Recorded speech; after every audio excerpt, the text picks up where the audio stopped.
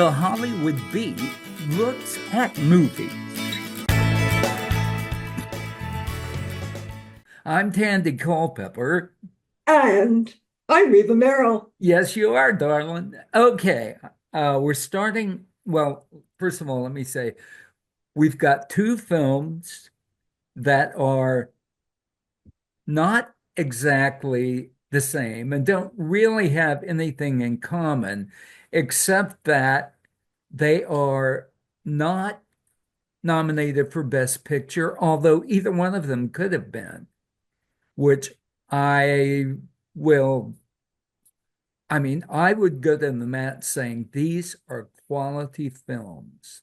I would go further than that and say they were better than quality films because they made us think. And we need to tell people what they are. The Apprentice, And September 5. yes. One is about the Donald, who's now Mr. President. The other one is about one of the most horrific terrorist attacks in the history of the world, and it happened at the Olympics. Why don't we roll the first trailer?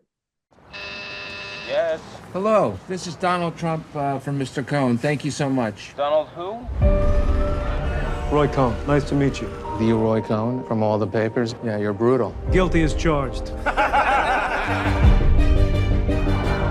Roy Cohn is a crook. He's been indicted 3 times. I'm gonna let you in on a little secret. People, they hire me because I'm a winner. How do you win? The first rule is the simplest. Attack, attack, attack. It's going to be the finest building in the country, in the world. It's going to be spectacular. Rule 2, admit nothing, deny everything. You think you can beat the U.S. government? Rule 3, no matter what happens, you claim victory and never admit defeat. I record everything in case I need it. Well, that's illegal. You have to be willing to do anything. Quite a trailer. It packs a lot in there. Reba, your thoughts? Well, this is interesting because I hadn't thought about this movie till you told me that this is what we're going to do because I saw it a long time ago. I mean, in October, I saw this film. I met the distributor. I Did said, you indeed? oh, yes, it was a very private party that I went to.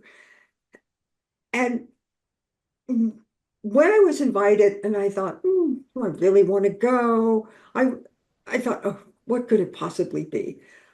I have to admit that I was blown away. I thought this was a terrific film. This was not a nasty film. It was not a satire. It just was a film in the day of a life, and it happened to become someday later famous. And I loved it. The acting blew me away. And know both of them were nominated. And I'm gonna say this. It's I told you so. When we were talking about what films we wanted to talk about, I said we have to talk about this one. And then both of them got nominated. And the performances, as you say, they were top notch. Yes. Um, what's the name of the a guy that played? Sebastian Stan plays Donald Trump, Yes. and Jeremy Strong plays Um, Roy Cohn. Senior moment there for me. Sebastian Stan was in one of my brother's movies called The Covenant. And I think that was his very first film. Then Sebastian Stan is in 2 films this year that both could have been nominated. what's the other one? A Different Man was amazing. Yes. But the thing is that let's do Donald justice. Okay. First of all, I was surprised they made the film because I think it takes courage. Now, this, of course, was made a year before the election, but everybody knew that Mr. Trump was running. So I want to tell you who the investors are, not just the obvious billionaire who had a heart attack when he saw the film. Okay, that's his problem. But the big deal investors were the country of Canada, the country of Ireland, And if that wasn't enough, the country of Denmark. Anybody want to buy Greenland? That's what I thought. But that these countries, not some private person, invested in the film. Okay, let me pose this question to you. This happened before Donald won the election and was inaugurated. And all of a sudden, he gets this impulse to buy Greenland. Do you think he knew that Denmark invested in the film? Absolutely. I think he did. And I'll tell you why. Because one of the major investors is the billionaire you talked about, Mr. Snyder, who used to own the Washington Commanders. In fact, he was the one that wouldn't change the name from the old name of the Indians. And he went to Cannes because he was an investor. He wanted the whole hurrah of what it's like to be at a big film festival. And that was the first time he saw the film. By the way, he went on his yacht and stayed on his yacht. Oh my I think the goodness. stories behind the movie are as interesting as the film itself. No kidding. But when I saw the film and I realized how good it was, and that it didn't hurt Donald Trump, it just gave you an inside look And where how he became Donald Trump. or where the power comes from, that he is comfortable yielding power. So what was Mr. Snyder's reaction when he saw the film? He went ballistic because of the scene with Donald and Ivana. And Don't say what I happened. won't say this, but he wanted it taken out. And the people that are making the film absolutely refused. By the way, let's just say this. Directors of films are not going to listen to people that put money in, because you see the money's already been spent. So they protect the film the way they want the film to be. But when I got to the company, the head of the company, Briarcliff, that finally picked up the distribution, nobody wanted to distribute this film. And I thought it was kind of sad because it was first and foremost a good film. And I said to him, this is so amazing. Why aren't you putting it out right now before the election? And he said to me, oh no, we're not going to do that. We're going to put it out after the election. That makes no sense. Well, because he thought that Donald Trump was not going to be reelected. But the truth of the matter is, when I delved into more research, he didn't have enough money to open it wide. And then they wound up getting it on more than 1,500 screens. For an independent film, that's saying something. Now, this was written by Vanity Fair's Gabe Sherman, who's been a political pundit on MSNBC for quite a while. I don't know if this was his first screenplay, but I wonder if he's on Donald List. Enemy's list. I know. And when it opened at Cannes, it got an 8-minute standing ovation. It's a good film. Why shouldn't it be approved? In looking at this film and the next one we're going to talk about, they're considered risky films, and yet they're part of our history. Donald Trump goes down in our history forever. September 5 will go down in history forever. And yet, all of a sudden, studios and production companies are scared to death to take what they consider risky films. Well, this film was radioactive. As you said, nobody wanted to touch it. Whether Donald Trump had gotten elected again or not, he is a powerful man, and his fingers reach out all over the world. And so to tackle, especially in this time, in this era, to make that film, I think they deserve a great deal of credit, that they turned out a terrific film. And if people don't like Donald Trump, they should see it anyway, because it is a really fun, terrific film. It is indeed. And the acting, as you said, is superb. And I want to say one thing. She wasn't nominated, but Maria, I wanted to say her name right. Is it She plays, Bakalova? Bakalova plays Ivanka. Ivana. Ivana, sorry.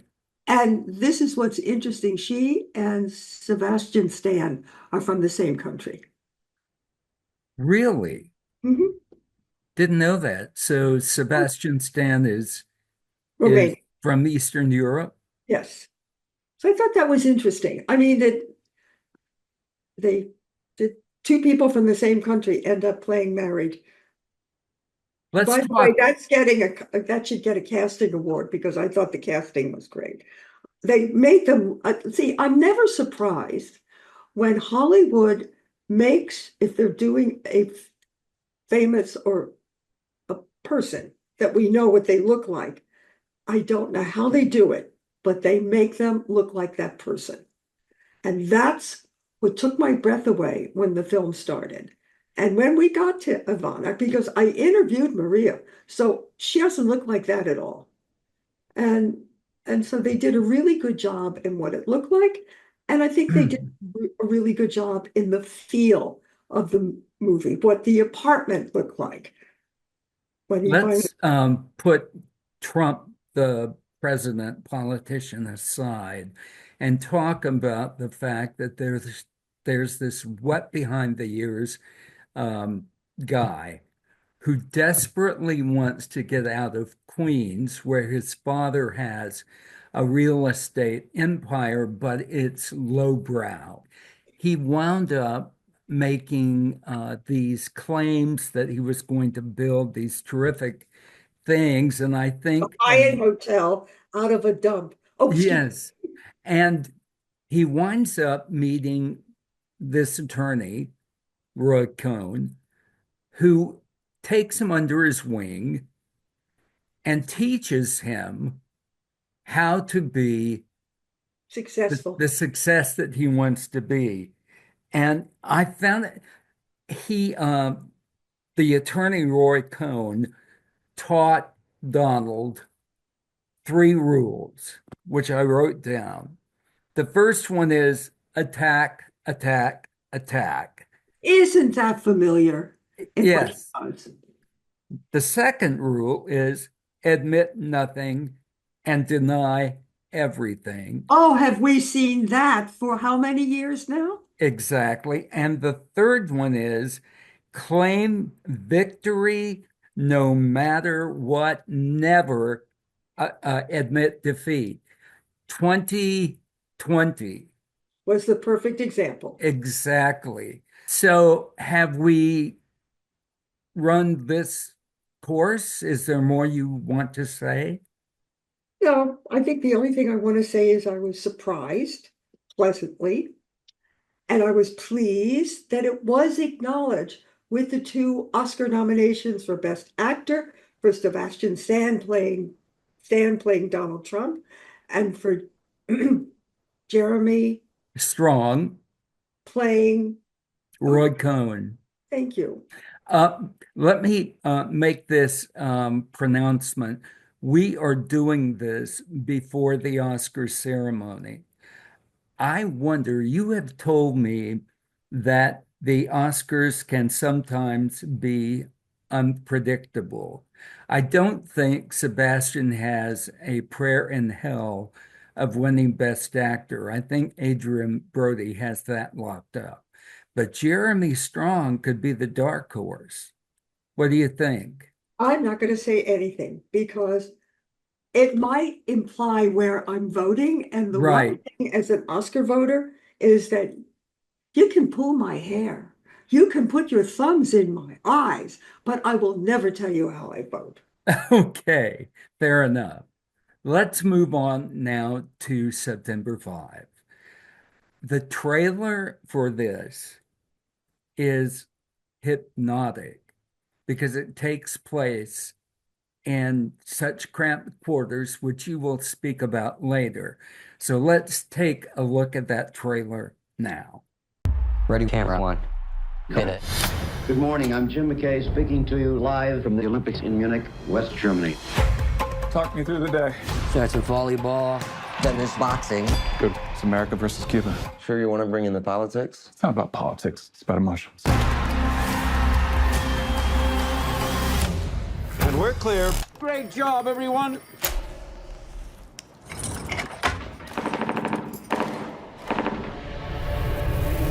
Do you hear that? Were those gunshots?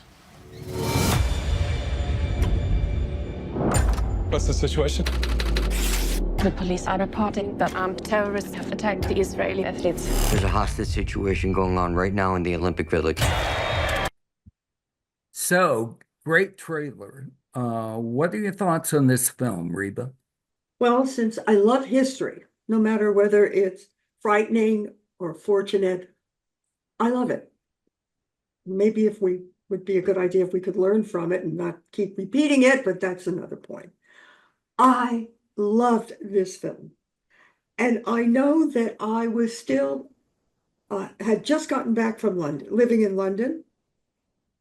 And I cannot tell you this, is that I don't remember the real time of this story. Really? It's Yes. as clear as a bell for me.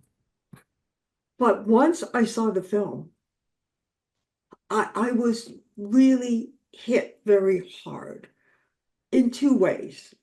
Both you and I worked originally in television. We have been in control rooms. Yes. We've also worked in television in the early days, not quite as early as 72, but early. And when I started in 78. Okay, and I started in 74.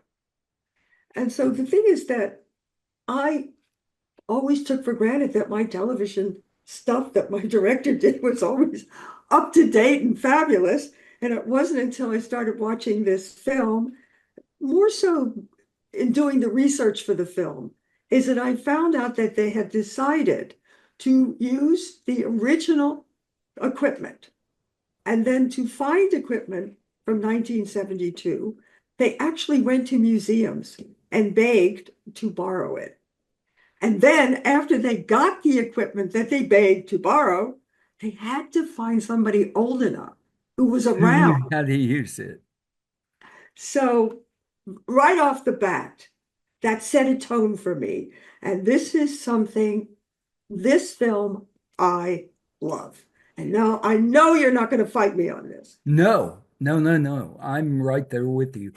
When this film is the setting, the date for this film, news was still being shot on film. So it's a big difference. When I started, my first reporting job was not until 1980, and we were transitioning to videotape. So they had to work very quickly to get their film process to be able to roll it. This was directed by a guy named Tim Failbaum, and he had a conversation with an eyewitness whose name was Jeffrey Mason, who I think is depicted as a character in the film. Yes. So he had a on-the-ground bird's eye view legitimate source for some of this. And the other thing I found interesting, that there were 3 screenwriters on this, and one of Feldbaum was one of them, but one of them was German, and his name is Moritz Binder. There were so many elements in play in this film, which was, I don't remember. Yeah, Mark Spitz was the star of this Olympics. And the way it breaks in the film is that all of a sudden they hear gunshots, and they're not certain of that. You wanted to talk about the claustrophobic nature of the film.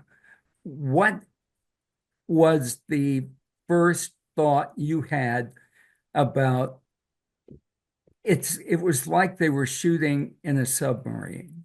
Actually, it was like they were shooting like a documentary, because it looks they did it all handheld because it was so small and there were no breakaway walls for them to come in from another angle. So everything we saw was the reality of what was transpiring. It wasn't fictionalized for the moment. I thought that part was astounding.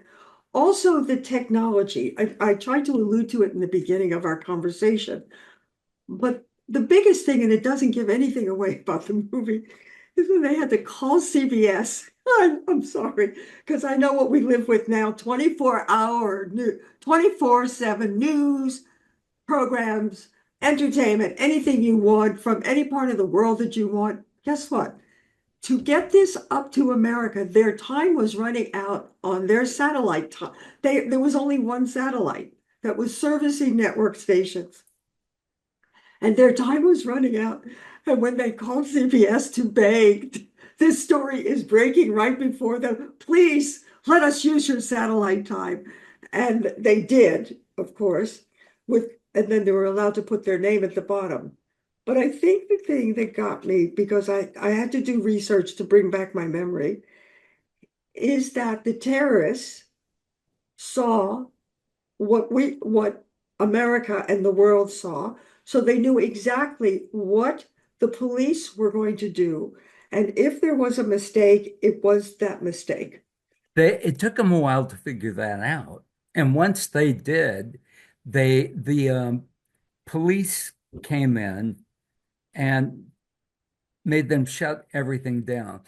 I don't want to give a lot of this away, but the dilemma at play in this is they were doing it on the fly because this had never happened before. And they were sportscasters. And the one big word that comes out in the beginning, we are not giving this to news. This is our story. And they were sportscasters, and they were used to doing everything live and right in front of your eyes. I have to tell you, Roone Arledge was awarded after he died as the greatest producer of live programming for 50 years. He started World News Tonight. Do you remember America Held Hostage Day, whatever? It came on at 11:30 at night, and it turned about the in Tehran when they stormed the American embassy and took 50 people hostage. And that turned into Nightline with Ted Koppel. He started Wide World of Sports. All of this is so significant because NBC and CBS were dominant news networks and networks indeed, and ABC was the newcomer, and they had to fight their way to become significant and relevant. And this is what made them a player. A player. I want to say this too, because it fascinated me, is they wove in real footage of that day. Because everybody from ABC was there. So we had, besides Roone Arledge calling the shots in the control room, we had Peter Jennings, Jim McKay, and they wove it in such a way that you actually saw it at the moment that they were saying it, except that when I reread the notes, I didn't realize they also had an actor adding on to Peter Jennings' words. I think when he was on the telephone, they had an actor. Oh, right. Yes. And they were able to splice it in such a way that you thought you were really there. Exactly. And Jim McKay was one of the premier sportscasters of our time, and he fielded what was going on. We have these things called IFBs. Remember those? And they would feed him in real time what was going on. and he delivered it in a way. It was like in broadcast news, the way that they fed him the Holly Hunter, the producer, and William Hurt playing the anchor. And he was not a journalist, but he was really good at ad-libbing on the fly. This film, as you say, interspliced all of those. They must have had to go into the archives way back to get all that. I'm so glad that they preserved all that stuff because this film would not have been as good as it was. When Feldbaum first conceived the project, he wanted to have cameras everywhere, outside and around the village. And then he realized how extraordinarily, exorbitantly expensive that would be. And so then he got the idea to put it in this enclosed control room. And I can't imagine the film being any other way now. Well, they got to spend their money in another way because to get that equipment, that original equipment, they spent a lot of money to do that. To be old costs a lot of money today, okay? But the other thing that was interesting besides this, they shot in Munich. They shot at the sites that were actually where the story was taking place. And they used a Munich film crew. I just wonder what they must have felt. Now, of course, they obviously were not around in 72 except in grade school or something. But it took place in their city. I have to say this. It then brought back memories of Munich, the film that Spielberg did, who tells the outside story or the inside story. Actually, it's an outside story about an inside as they go to track the terrorists and what they did to them, which was the next version of what happened from here, because it's not a secret that they died. They were two entirely different films. Exactly. But what makes this film so amazing is that you hear Jim McKay say, they're all gone. History. There's so many elements to this film that are riveting. It's a thriller. It's movie making at its finest. I've watched it a second time before we have done this recording, and I just think that it could have been nominated for Best Picture, and there was talk about that. I thought it was a shame that Peter Sarsgaard wasn't nominated, but then I thought this was such an ensemble cast that you couldn't really single one person out, but it did get one nomination, and that was for Best Original Screenplay. Am I right? You're right. And that, I think, sums it up very well. Your final thought? Well, I'll just add something very funny. I have a newbie, somebody that doesn't know too much about movies, call me last night and say, well, how can I see these films that are being Oscar nominated? I said, well, a lot of them are playing in theaters, which is a foreign language to my friend. I said, but I know they're up on a streaming service. So I took him to Prime and I showed him that he could see all the films for $5.99 until it got to September 5. And that film was $20, $19.99. Lovely. Yes. But I have to say this, I agree with you. I'm sorry that it wasn't nominated, but this is a year of absolutely extraordinary films, like I have been saying since we started talking about Oscar films. But I hope everybody sees it. If they don't get a chance to see it while it's playing in a theater, please track it down. You will be so proud to be an American after you watch this film. How they treat it. They might have made mistakes. We all make mistakes. But these people, and I have to say, these men stepped up and delivered a piece of history that will never be forgotten because the footage survived. And That is so true. And do you know what happened to Roy Arledge after this? He was put in charge of sports and news because that's what made the storytelling in this event was so compelling that the news department or the person who was over news and sports wanted to have that same kind of immediacy in ABC News. And then, of course, you had Peter Jennings with his long career who brought so many viewers in there. There's something that just occurred to me I want to ask you about. You can have three, oh, well, it's not nominated for Best Picture, so it doesn't matter. This film had 29 credited producers because I guess there were so many investors in it. I wonder if it's really investors or people that had footage. I'm just wondering because That could be.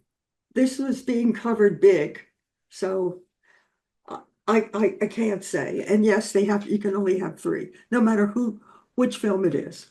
I'm Tandy Culpepper. And I'm Reba Merrill. And we'd like to thank you for joining us as the Hollywood Beat looks at movies.